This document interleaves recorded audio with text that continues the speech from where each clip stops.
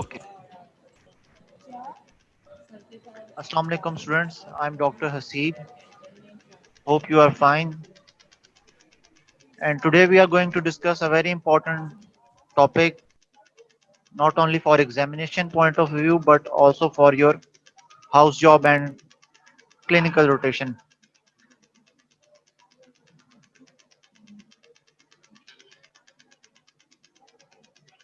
So today we are going to discuss diuretic agents. What are diuretics? How do they act on renal tubules? What is the clinical significance of these agents? And what is the mechanism of action behind each type of diuretic. So we will learn different types of diuretics. We'll learn how can we classify these agents. So these are the learning outcomes for today.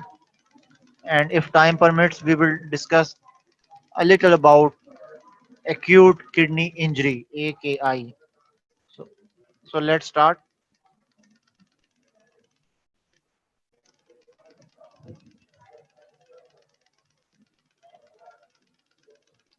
So diuretics, also known as water pills. So the simplest definition of diuretic agent or diuretic is any agent that increases urinary output. So this is the simplest and easiest definition of all. So any agent that increases urinary output will be labeled as diuretic. So most of the diuretics, they not only increase urinary output by increasing the output of water, but most of the diuretics, they also increase the excretion of other solutes as well.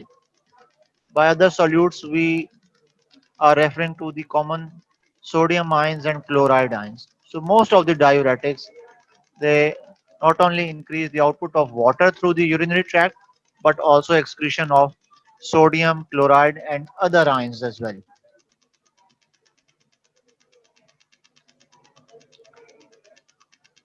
And remember, this increased output of water is secondary to inhibition of sodium reabsorption.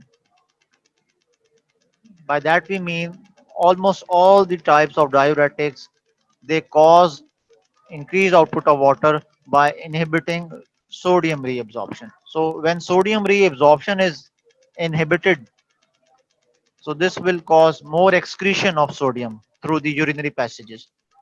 And we will label this increased sodium excretion as natriuresis. So natriuresis in simple words means increased excretion of sodium ions through the urinary tract. So as we all know that water molecules, they have a tendency to follow the sodium ions. So whenever there is natriuresis or increased excretion of sodium ions, the water molecules, they tend to follow the sodium ions, and hence water molecules will also be excreted. So diuresis in most of the cases is secondary to natriuresis.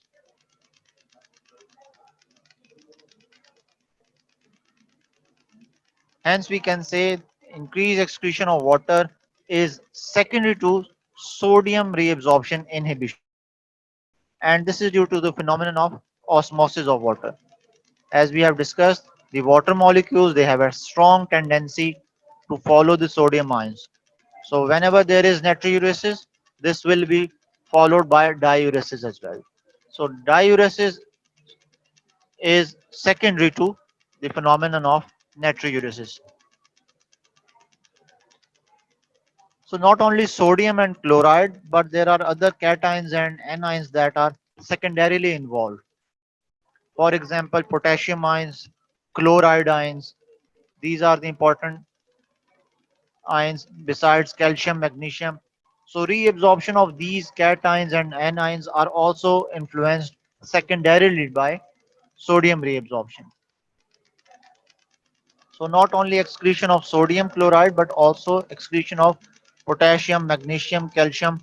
All these solutes are secondarily influenced. And why do we use diuretic agents? The clinical significance, the idea behind using any type of diuretic agent is to reduce the extracellular fluid volume. And clinically speaking, we tend to use these agents in cardiology wards, in patients with heart diseases, especially patients having edema and hypertension. So, diuretics are used to reduce the ECF volume, whether there is edema, whether there is hypertension, or other cardiovascular abnormality.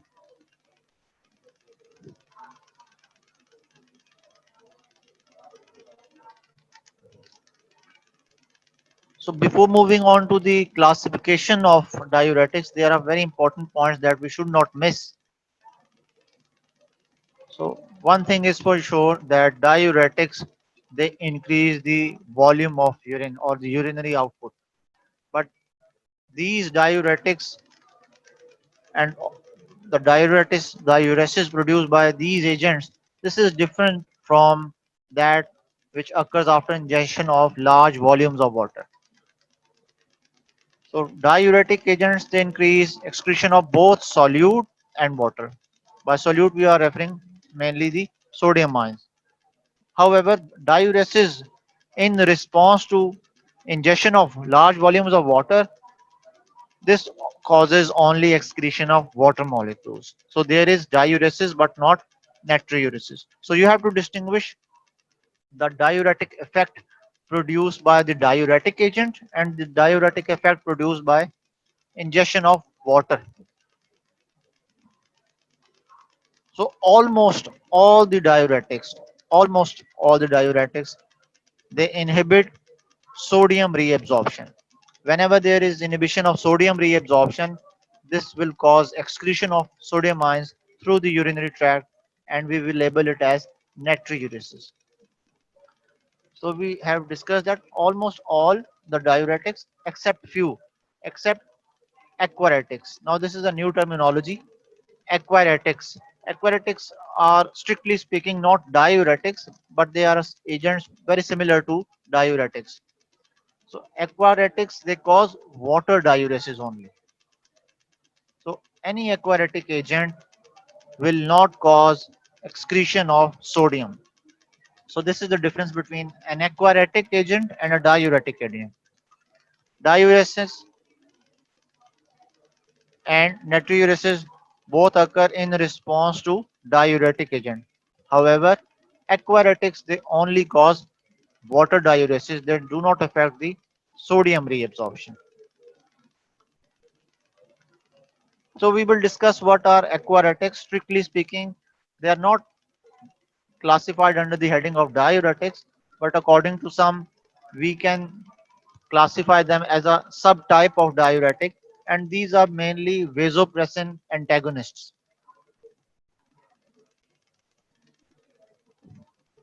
So vasopressin, as we all know, the other name for vasopressin is antidiuretic hormone. And if you remember, there are two types of receptors for vasopressin: V1 receptor and V2 receptor. V1 receptors are present in the smooth muscles of the blood vessel wall, whereas V2 receptors are present in the late distal tubule and the collecting duct of the renal tubules. And these aquaretics, they tend to act on the V2 receptors and block these receptors. And they are very helpful in treatment of SIADH. And I hope you all know what is meant by SIADH. SIADH stands for the syndrome of inappropriate ADH secretion, where inappropriate refers to hypersecretion of ADH. So aquaretic agents are to some degree helpful in treatment of SIADH. So to summarize, diuretics are agents that cause increased excretion of water secondary to increased excretion of sodium. That is, diuresis occurs secondarily to natriuresis. Another term is aquaretic or aquaretic agent. So aquaretics, they cause only water diuresis. They do not act on the sodium reabsorption.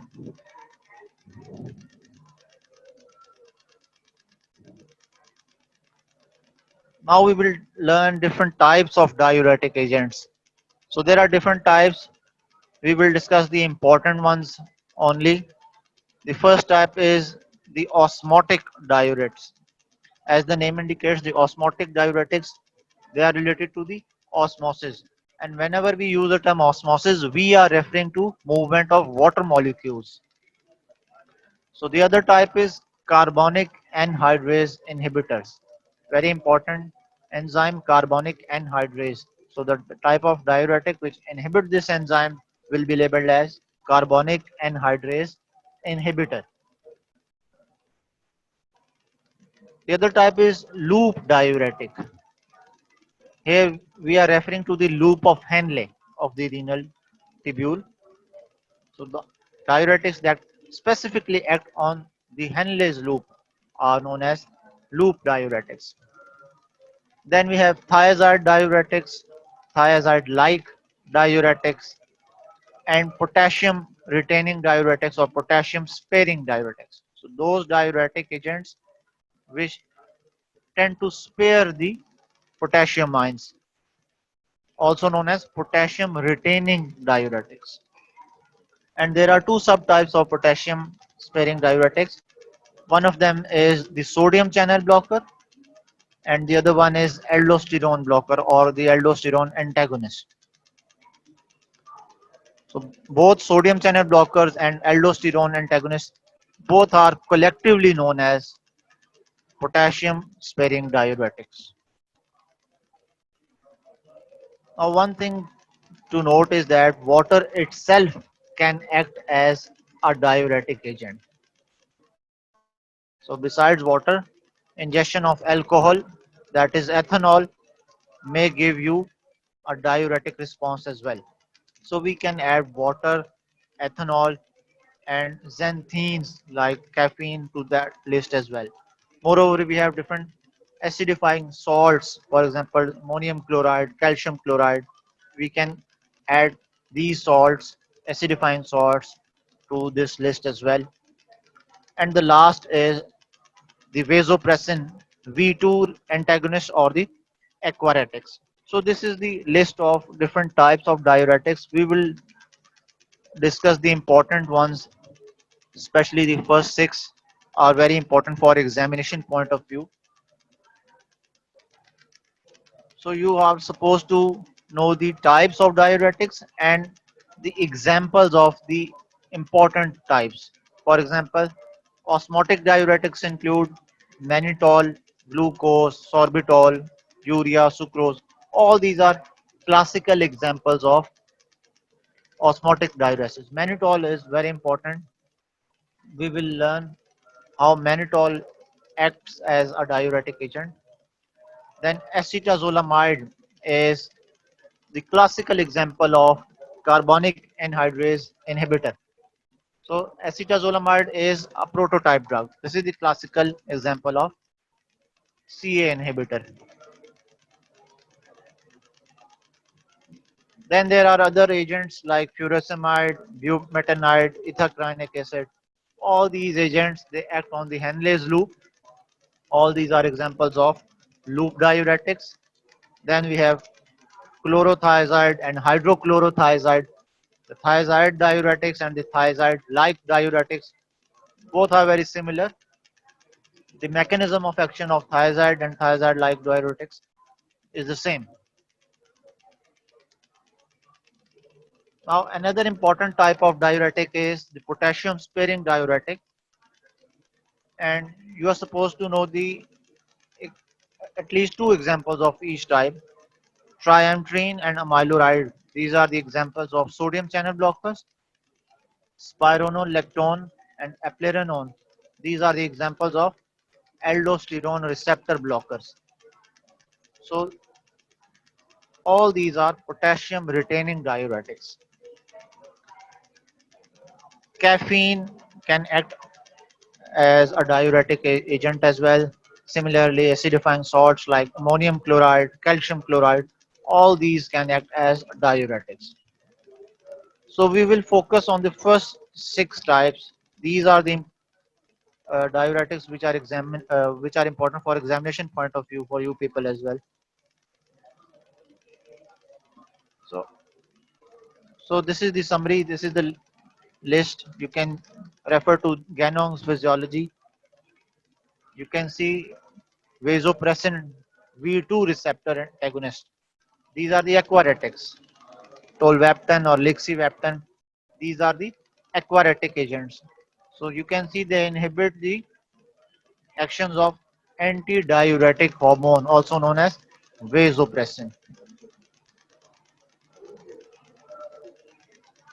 So water, ethanol, aquaretics, mannitol is a osmotic diuretic. Then we have caffeine and theophylline. These are xanthines, acidifying salts like calcium chloride, ammonium chloride, carbonic anhydrase inhibitors like acetazolamide, thiazide diuretics, loop diuretics, and potassium sparing diuretics.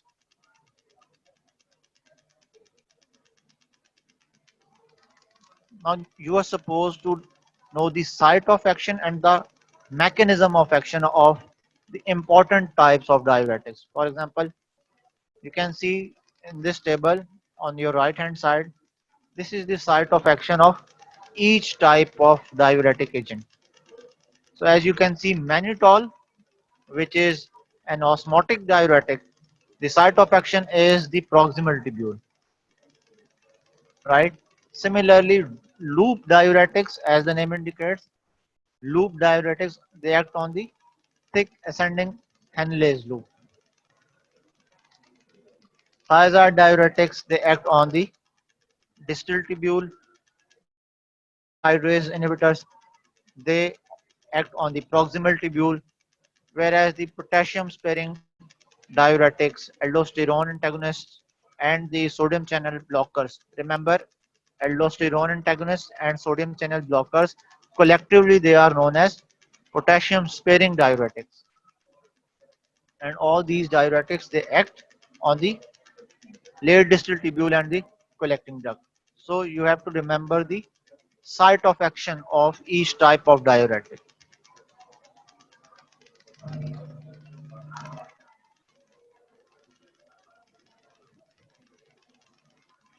Now we will discuss the mechanism of action of these diuretic agents. We will start with the CA inhibitor or the carbonic anhydrase inhibitor.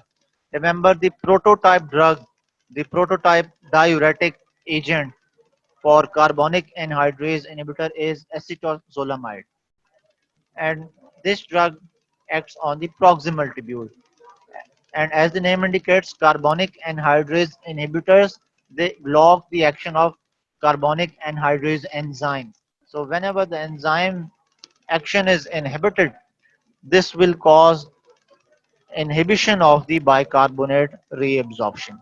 So whenever there is inhibition of bicarbonate reabsorption, most of this bicarbonate will be excreted through the urinary tract.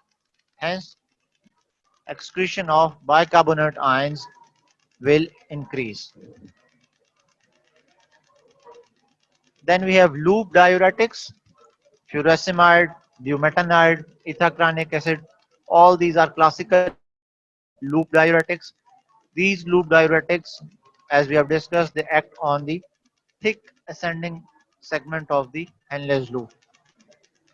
And remember the name of transporter which is inhibited. It is sodium potassium 2 chloride co-transporter. One sodium, one potassium, two chloride co-transporter. This is an example of secondary active co-transporter, and this transporter is located in the thick ascending limb of Henle's loop.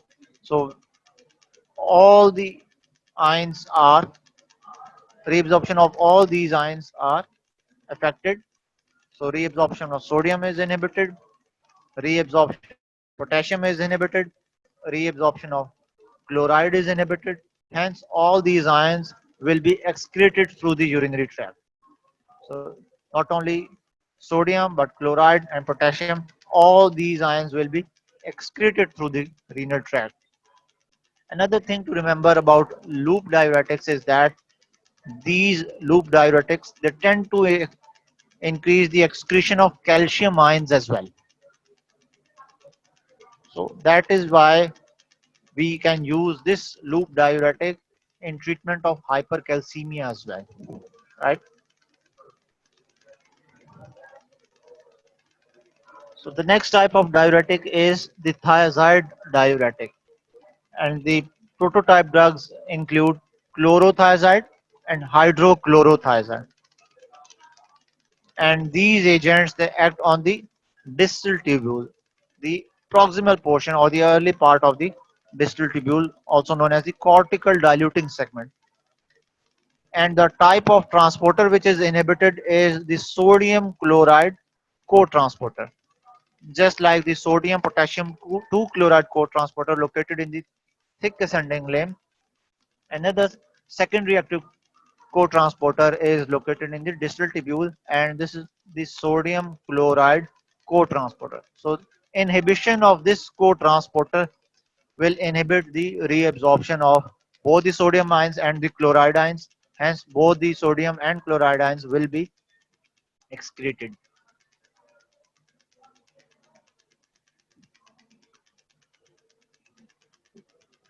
A distinguishing feature between loop diuretic and thiazide diuretic is its effect on the calcium reabsorption. As we have discussed that loop diuretics they inhibit calcium reabsorption and promote calcium excretion.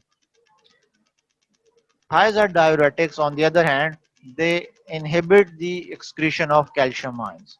So opposite effect on calcium excretion. So loop diuretics are used in the treatment of hypercalcemia, whereas thiazide diuretics are used in treatment of hypercalciuria. Hypercalcemia is increased calcium ions in the ECF of blood. Hypercalciuria is increased amount of calcium in the urine. So one is promoting calcium excretion, the other one is inhibiting. So one type of diuretic is used in treatment of hypercalcemia. The other, due to its opposite effect, is used in treatment of hypercalciuria. So this is a distinguishing feature between loop diuretic and thiazide diuretic.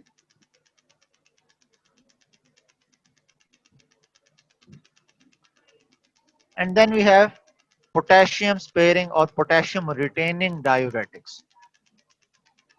And when we use the term potassium sparing diuretics, we are referring to not only the aldosterone antagonists but also the sodium channel blockers. Both aldosterone antagonists and sodium channel blockers are collectively called as potassium retaining diuretics.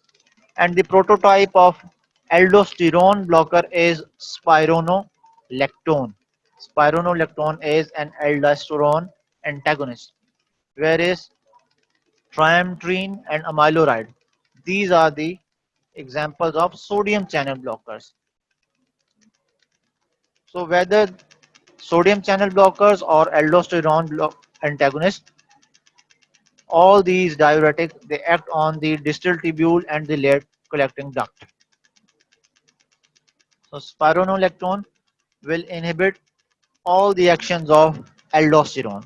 If you remember the effect of aldosterone on sodium, potassium, and hydrogen ions, all the actions of aldosterone will be reversed or inhibited. So inhibition of sodium reabsorption will take place, inhibition of potassium secretion and hydrogen secretion will take place because the aldosterone is inhibited. So this will promote the excretion of sodium and inhibit the excretion of potassium and hydrogen ions.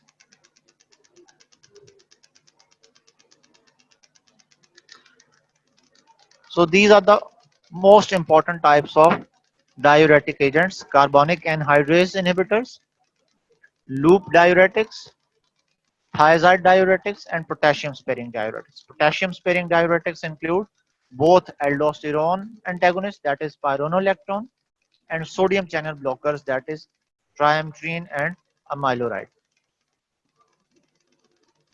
So you must not forget the site of action and the type of transporter or enzyme which is inhibited.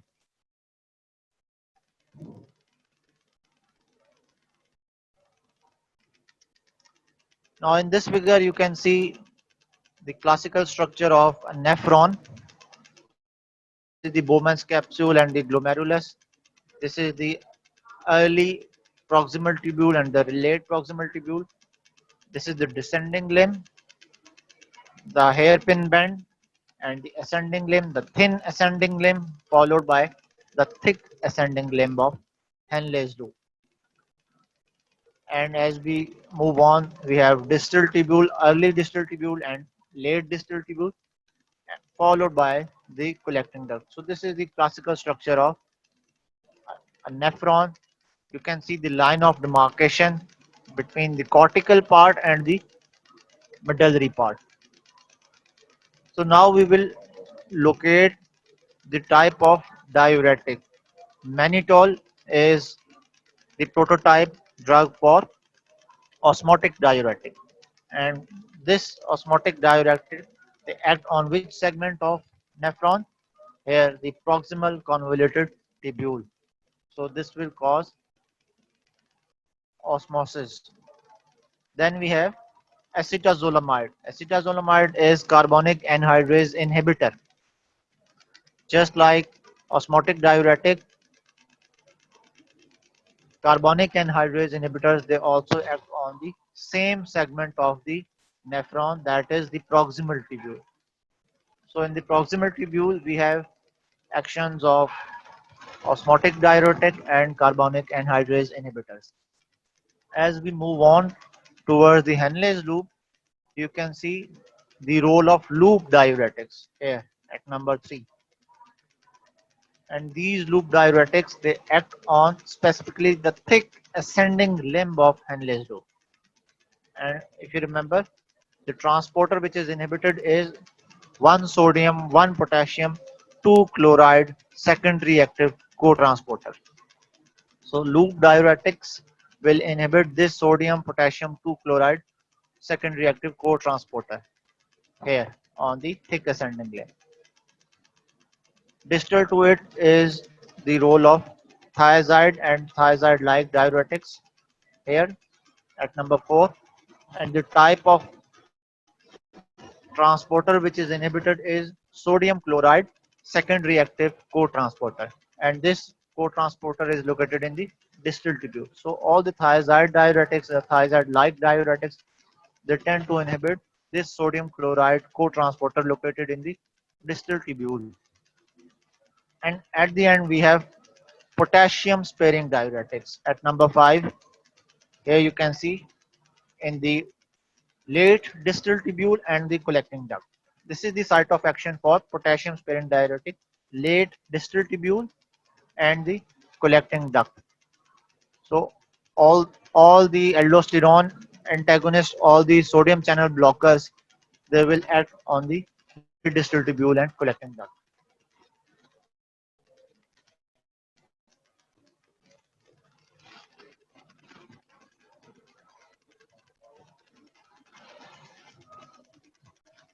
Now this figure depicts the same thing.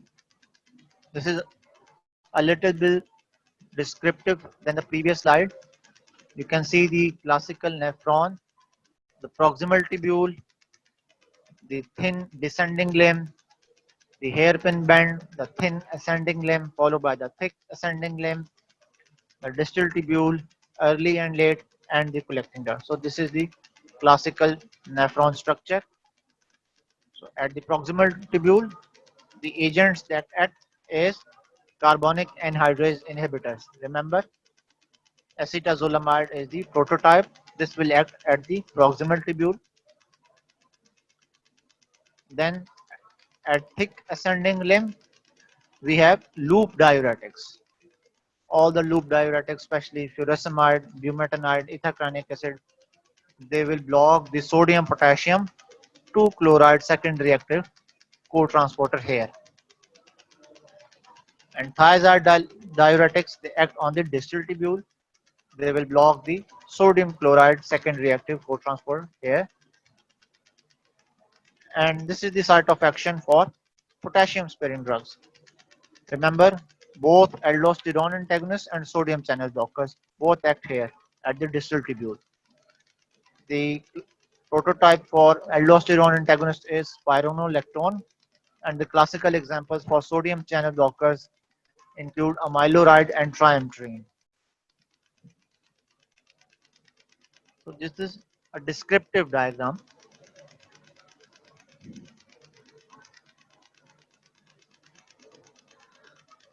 So mannitol is very important osmotic diuretic agent, and you will hear this term frequently when you do your house job and clinical rotation. Mannitol is an osmotic diuretic agent, and the clinical use is in the raised intracranial pressure or the raised intraocular pressure. So whenever there is increase in the intracranial pressure, mannitol is the drug of choice. Then we have carbonic anhydrase inhibitor. Here in this figure you can see the role of carbonic anhydrase inhibitor. So carbonic anhydrase enzyme, if you remember, this causes the reversible reaction where H2CO3 carbonic acid is formed by the combination of water and carbon dioxide in the cell. And mind you, this is a reversible reaction, and the opposite events that take place outside the cell. Here, this carbonic acid is dissociated into water and carbon dioxide again. So this is the site of action for acetazolamide here.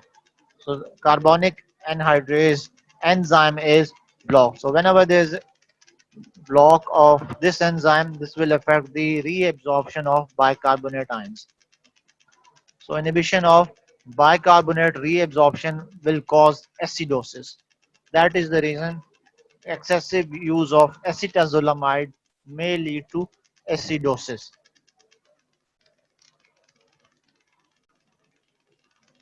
And this is the site of action for carbonic anhydrase inhibitor at the proximal tubule.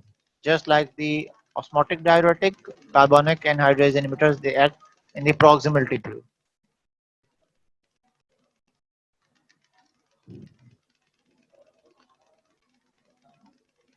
Loop diuretics, furosemide, bumetanide, ethacranic acid on the other hand, they act on the thick ascending limb.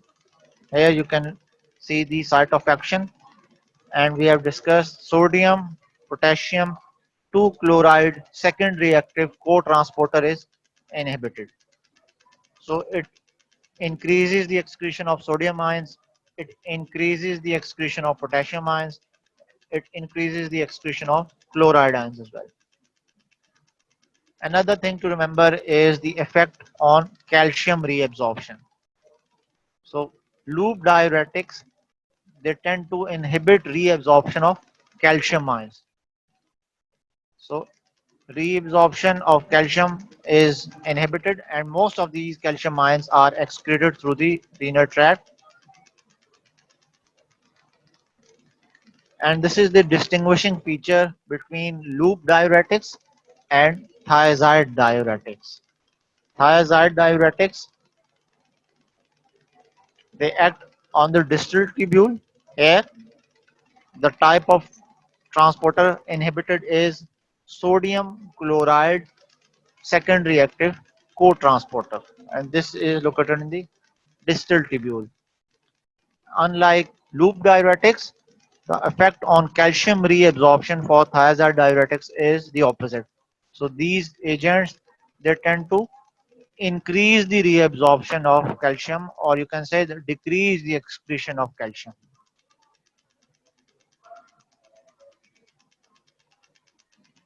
Then there are multiple side effects of excessive use of thiazide diuretics like hyperglycemia, hyperlipidemia, hypercalcemia, and hyperuricemia. So not only the site of action for thiazide and loop diuretic is different, the type of transporter is different, the type of transporter which is inhibited is different. Moreover, the effect on calcium reabsorption is different as well.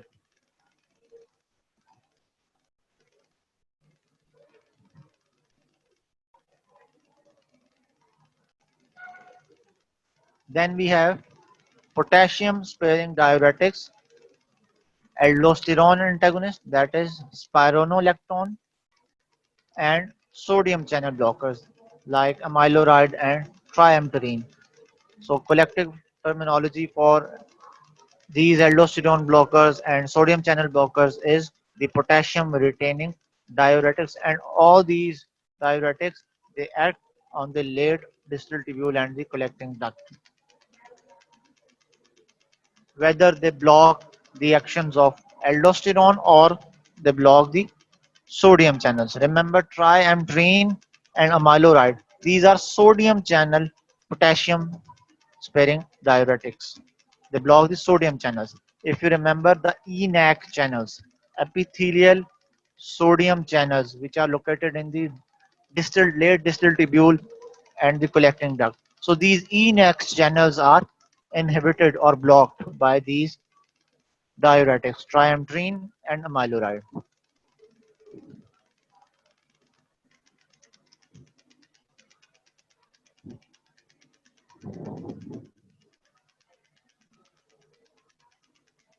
Now these are the effects on the electrolytes, the effect of diuretic agents on the electrolytes, especially the effect on sodium, the effect on chloride and potassium ions.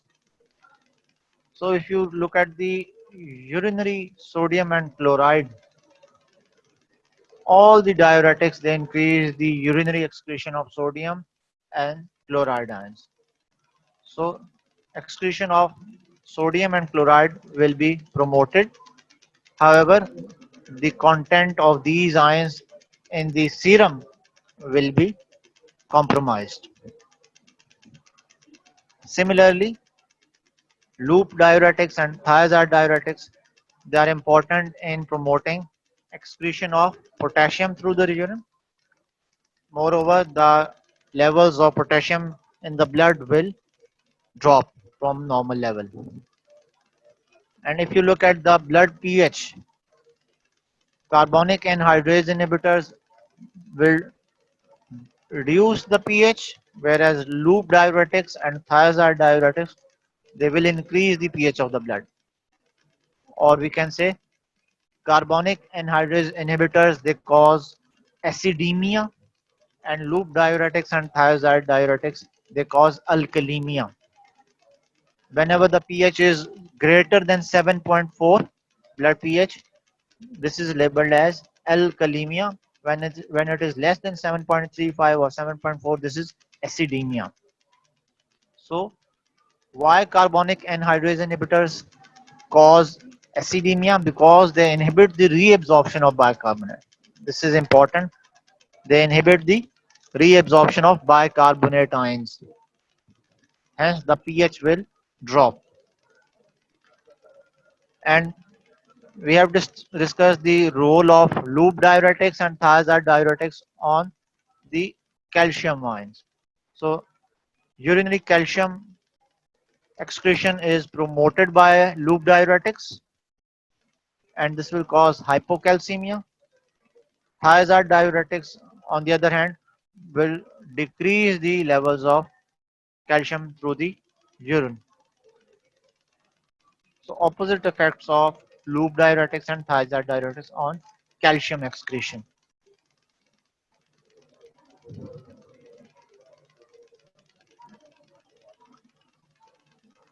Now if we compare the relative changes in different ionic composition, we will start with the carbonic anhydrase inhibitor, that is the acetazolamide. So you can see acetazolamide, it increases the urinary excretion of sodium, then it increases the excretion of potassium ions, It increases the excretion of bicarbonate ions and it promotes urinary volume output as well. Loop diuretics they cause increased volume of urine, they cause increased excretion of sodium ions and increased excretion of potassium ions. The effect on sodium ion is greater than that produced by the CA inhibitor. Similarly, the effect on potassium excretion is relatively less than that produced by the acetazolamide. Moreover, there is contribution to the calcium excretion as well. So loop diuretics, as we have discussed, they also promote excretion of calcium ions as well.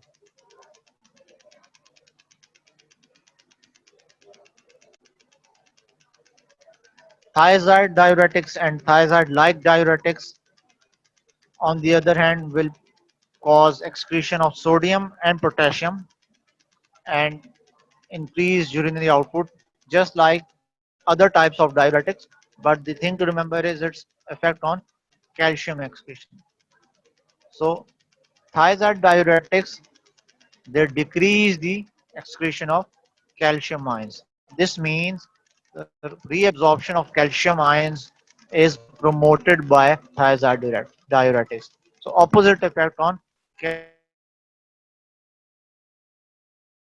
calcium reabsorption. Diuretics promote urinary excretion of calcium. Thiazide diuretics they inhibit excretion of calcium.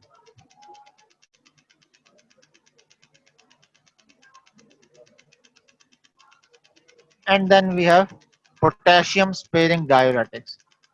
So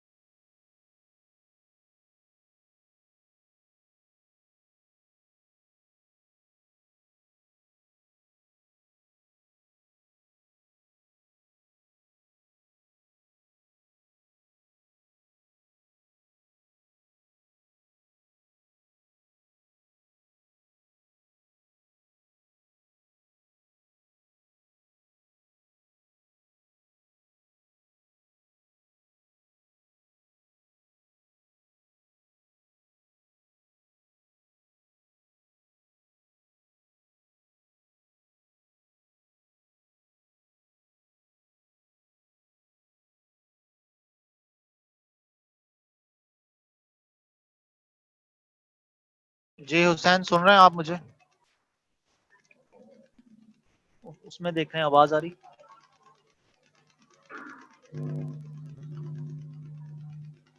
okay question answer session please start कर दें question answer.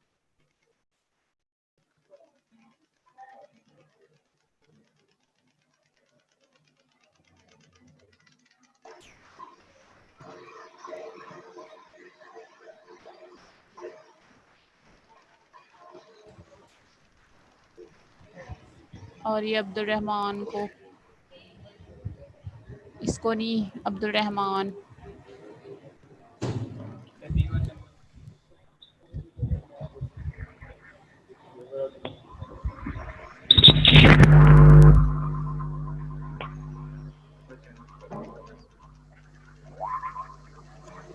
All right, students, if you have any question, we still have time.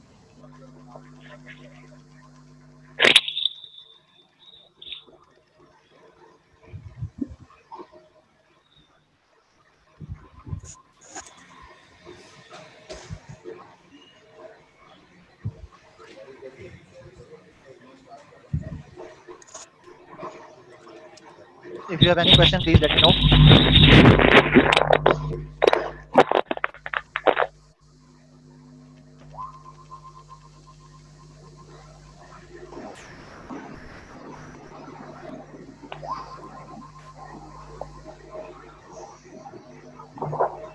Yes, your textbook is Guyton Physiology. You are supposed to go through Guyton. I have taken few pictures from other textbooks as well, but these are just for your help. So you can consult this table 32.1. This is from your textbook. Moreover, you have to refer to this table as well. This is from Ganong Physiology. So these two tables are important for you people. The one from Guyton and the one from Ganong.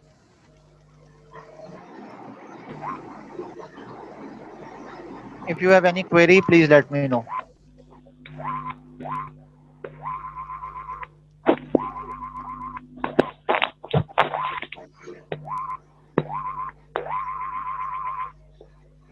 All the figures and diagrams and flowcharts that I have taken from other sources are just for the sake of description.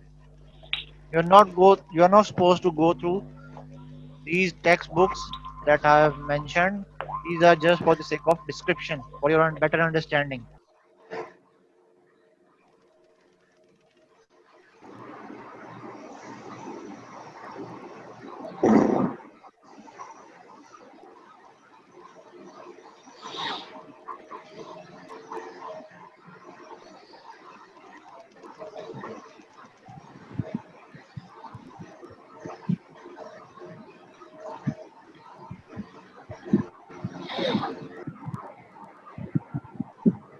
So no question.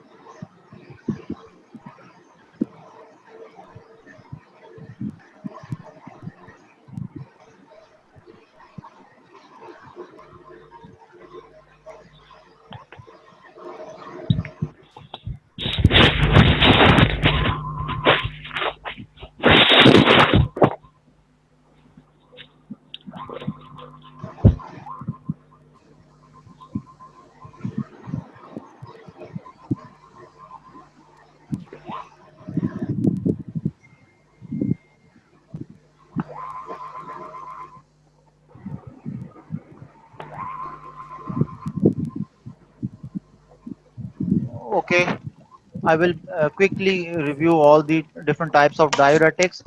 We will start with the osmotic diuretic. Osmotic diuretic will act on the proximal tubule. Similarly, carbonic anhydrase inhibitors, these diuretics will also act on the proximal tubules. So, carbonic anhydrase inhibitors, the classical example is acetazolamide. As the name indicates, this will inhibit the CA enzyme, carbonic anhydrase enzyme, and this will inhibit the reabsorption of bicarbonate through the proximal tubule. Loop diuretics will inhibit the sodium potassium 2 chloride co-transporter at the thick ascending limb, right? So excretion of sodium will take place, excretion of potassium will take place, excretion of chloride will take place. If we compare loop with thiazide diuretics, the site of action is different. Thiazide diuretics act on the distal tubule, and the type of transporter is different as well. Sodium chloride co-transporter.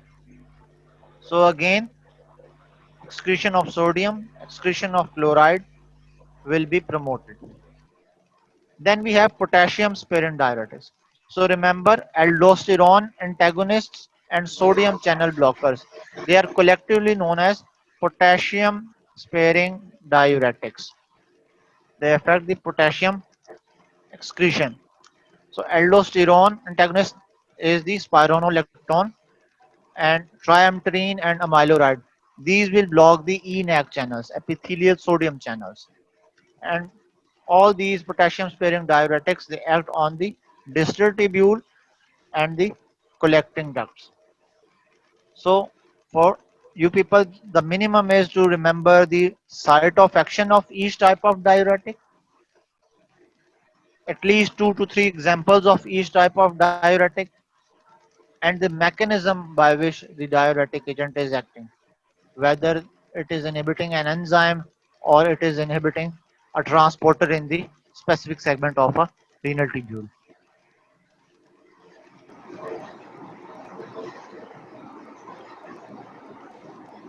Yes, any other question?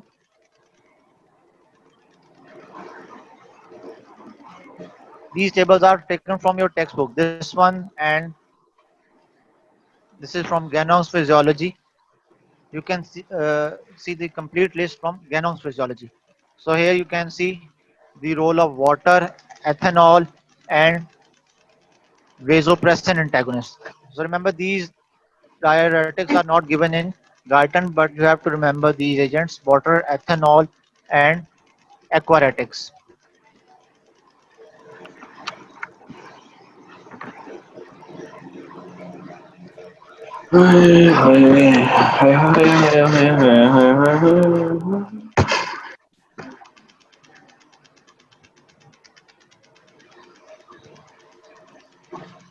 So some of the agents, they act as diuretic agents like xanthine and calcium chloride, ammonium chloride, caffeine, theophylline.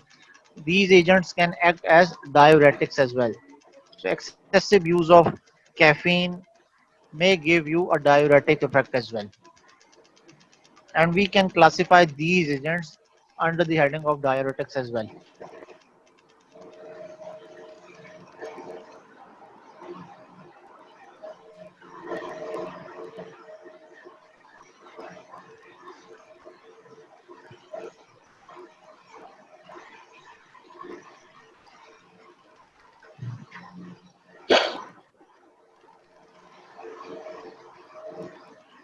Yeah, we still have a minute or two. You can ask any question, any query.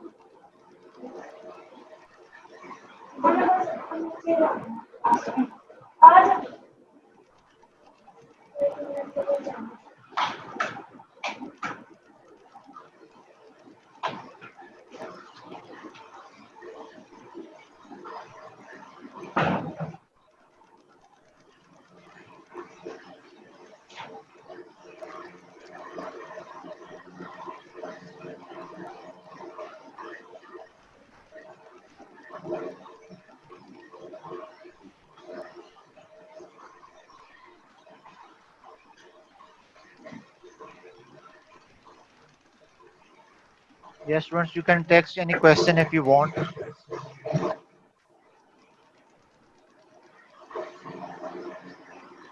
Last minute going on.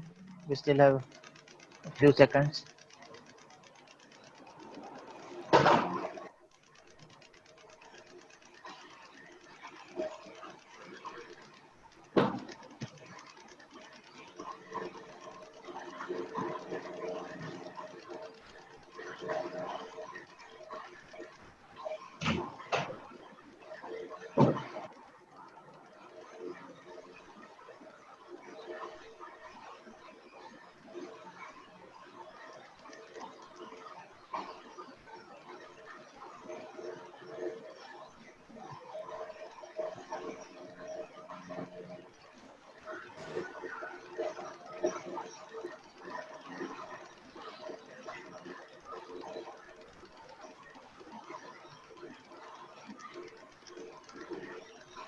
All right, no questions. So the take-home message for today's session is diuretic agents are the agents that promote excretion of water, that is diuresis, number one. Number two, this diuresis is secondary to natriuresis, that is increased excretion of water molecules is in response to inhibition of sodium reabsorption. So inhibition of sodium reabsorption will cause natriuresis, and then the water molecules will tend to follow the sodium ions. Then there are different types of diuretics. The important types include osmotic diuretics, carbonic anhydrase inhibitors, loop diuretics, thiazide diuretics, and potassium sparing diuretics. All these different types of diuretics, they act on different segments of the nephron. They act on different types of enzymes or transporters. Hence, they cause increased excretion of sodium, water, and other ions as well. And we clinically use these diuretic agents whenever we want to reduce the ECF volume, especially in hypertension, especially in edema and other cardiovascular related abnormalities. Thank you so much. Allah Hafiz.